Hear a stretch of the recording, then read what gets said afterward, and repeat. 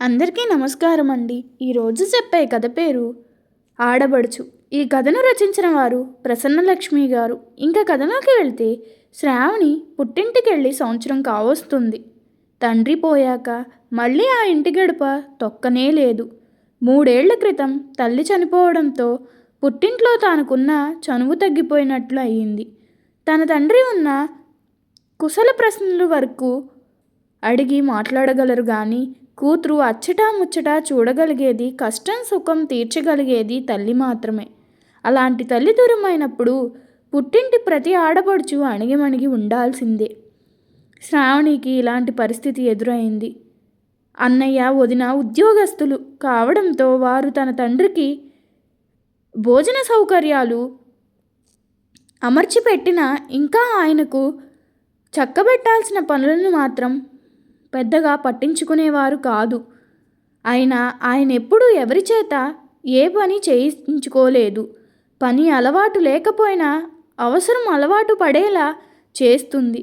భార్య లేకపోయినా తన పనులు తాను కానించుకుని తన తండ్రి జ్ఞాపకార్థంగా ఉంచుకున్న చెక్కవాలు కూర్చీలో అలసటగా నడుం వాల్చి సేద తీరేవారు. భార్య మరణిస్తే భర్తకొచ్చే కష్టాన్ని కళ్ళారా చూసింది శ్రావణి. అన్నయ్య వదిన తన తండ్రిని సరిగ్గా పట్టించుకోవడం లేదనే బాధతో అదే విషయాన్ని అన్నయ్యని నిలదీసి అడిగింది. పుట్టింటి గడప దాటి వెళ్ళిన ప్రతి ఆడపిల్ల మరీ అంత జోక్యం చేసుకోవడం మంచిది కాదేమో. దానితో ఆ అన్నా చెల్లెళ్ళ మధ్య మనస్పర్ధలు వచ్చాయి. ఇవేమైనా ఆయనని నెత్తిన పెట్టుకుని చూసుకుంటావేమో, తీసుకెళ్ళి చూసుకో అంటూ కోపంతో పెద్ద పెద్ద కేకలేసేశాడు. తండ్రి ఆ గొడవంతా విని, నీకు నా మీదున్న ప్రేమతో నీకలా అనిపిస్తుంది గాని మీ అన్నయ్య వదిన నన్ను బానే చూసుకుంటున్నారమ్మా అని కొడుకుని కోడల్ని వెనక్కొచ్చారు. అన్నయ్య తిట్టినందుకు బాధపడలేదు శ్రావణి. తన తండ్రి మదనంలో వారెలా చూసినా కడవరకు వాళ్లే కదా నాకు దిక్కు అన్నట్టుగా అనిపించింది. మనసంతా బరువుగా అయిపోయింది శ్రావణికి. అన్నయ్య కోరిక మేరకు తండ్రిని తన ఇంటికి తీసుకుపోయి ప్రేమగా చూసుకోవాలని మనసారా ఉన్న తండ్రి కప్పిపుచ్చిన తన పుట్టింటి పరువుని అత్తింట్లో చులకన చేయాలనుకోలేదు. ఎవరిని బాధ పెట్టడం ఇష్టం లేకనో ఏమో ఆ వాదన జరిగిన నెల్లాళ్లకే తండ్రి చనిపోయారు. ఆయన కర్మకాండలు అవ్వనిచ్చి తన ఇంటికి ప్రయాణమై వెళ్తూ ఇంకా నాకు ఆ ఇంటికి బంధం తీరిపోయింది అనుకుంది శ్రావణి.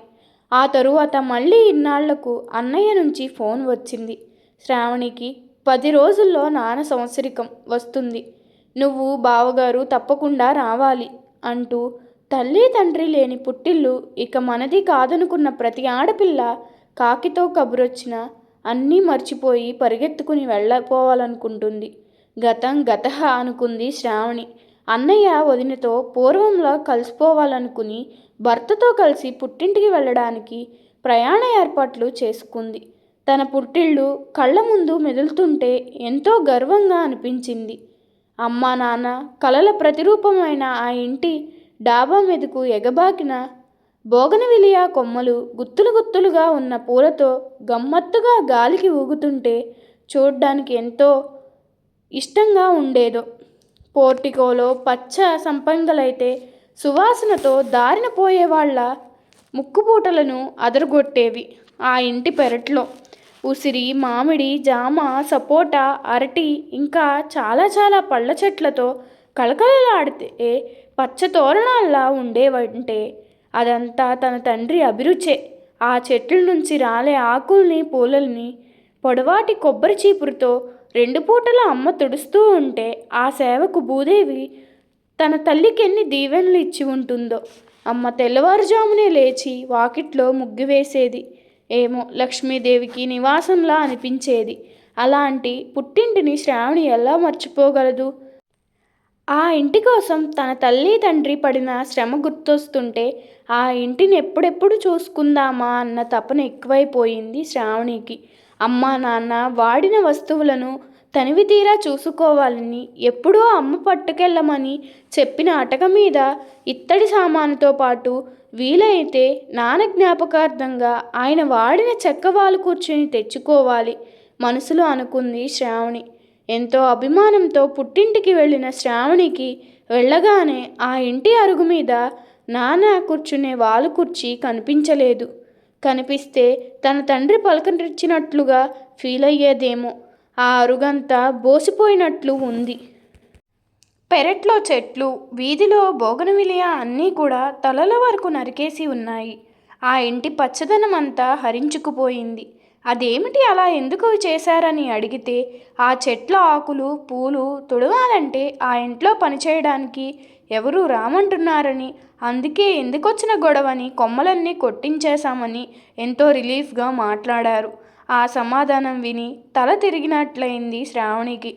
ఆ ఇంటికి కళాకాంతి లేకుండా చేసిన వారి మీద చెర్రెత్తుకొచ్చిన తమాయించుకుంది. మనసులోనే భారంగా నిట్టూర్చి ముఖంపై రాని చిరునవ్వుని పులుముకుని ఇంట్లోకి నడిచింది. ప్రయాణిక బడలిక వలనేమో కాసేపు అమ్మా నాన్న వాడిన పందిరి మంచంపై పడుకుని వారి ఒడిలో పడుకుని జోలపాట పాడించుకున్నట్టుగా అనుభూతి చెందాలనుకుంది. అటకపైకి తొంగి చూసి అమ్మ ఇస్తానన్న ఇత్తడి సామాన్ని కిందకి తీయాలనుకుంది. నాన్న వాలు కూర్చుని ప్రేమగా తడమాలనుకుంది. ఇవేమీ ఆ ఇంట్లో కనిపించలేదు. ఇల్లంతా కొత్త ఫర్నిచర్తో నిండిపోయి ఉంది. అవేమీ కళ్ళుకింపుగా అనిపించలేదు శ్రావణికి. మర్నాడు తన తండ్రికి జరపాల్సిన పిండ ప్రధాన కార్యక్రమాలన్నీ ఘనంగానే జరిపించారు. బంధుమిత్రుల రాకతో వారిలో పలకరింపుతో శ్రావణి మనసుకి కాస్త ఊరట కలిగింది. ఆ సాయంత్రం ఊరు బయలుదేరుతూ తాను దొంగ ఆటలు కోతి కొమ్మచ్చులు ఆడుకున్న దొడ్డంతా కలియ చూద్దామని వెళ్ళిన శ్రావణికి ఇంటి వెనక భాగంలో పాడుపడ్డ సామాను ఉండే రేకుల షెడ్డులో పడేసి కనిపించాయి. ఆ పందిరి మంచం, చెక్కవాలు కుర్చీ వాటిని చూడగానే శ్రావణి కళ్ళు తడిబారకుండా ఉండలేకపోయాయి. ఇత్తడి సామాన్లన్నీ కూడా ఏ షావుకారుకో బేరం పెట్టేసి ఉంటారని అర్థమయ్యింది. మరేమీ మాట్లాడకుండా తన ఇంటికి ప్రయాణమై వచ్చేసింది. భారమైన మనస్సుతో. శ్రావణిలో ఏం జ్ఞానోదయం అయిందో ఏమో.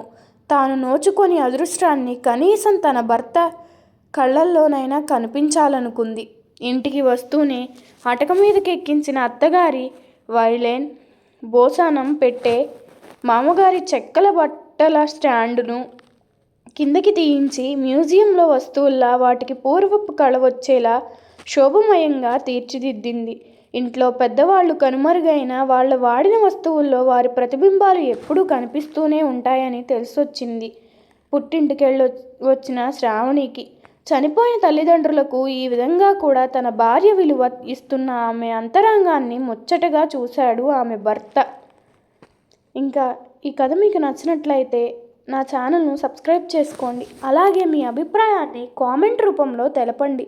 ధన్యవాదములు.